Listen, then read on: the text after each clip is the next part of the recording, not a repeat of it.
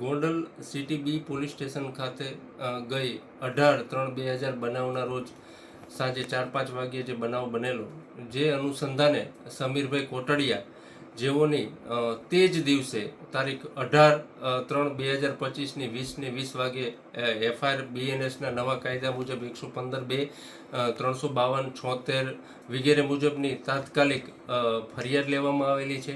આ બનાવ બનવાનું કારણ એવું છે કે તેના દીકરાને આ કામના આરોપી મયુરસિંહ ઝાલા અને દર્શનસિંહ તથા અજાણ્યા એવી રીતે એને માર મારેલો હોય, જે અનુસંધાને બીજા જ દિવસે 19 તારીખે તાત્કાલિક સવારમાં રાઉન્ડ અપ કરવામાં આવેલા છે અને તે આરોપીઓને તાત્કાલિક પૂછપરછ કરી અને તેઓને નામદાર કોર્ટમાં રજૂ કરતા તેઓને વોરંટ ભરતા જેલ હવાલે થયેલા છે.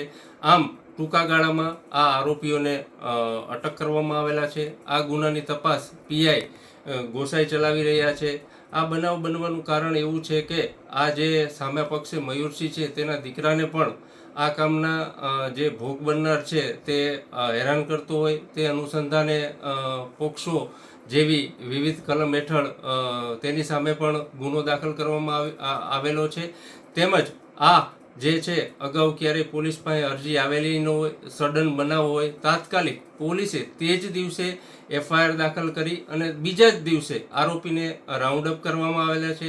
એક જે નાસ્તો ફરતો આરોપી છે તેને અમારે આઈજીપી શ્રી અશોકકુમાર યાદવ સાહેબ તેમજ હિમકરસિંહ સાહેબની સૂચનામાંથી એલસીબી, એસઓજી તથા જુદી જુદી ટીમો આ બાબતે તપાસમાં જે છે એ તપાસ કરે છે.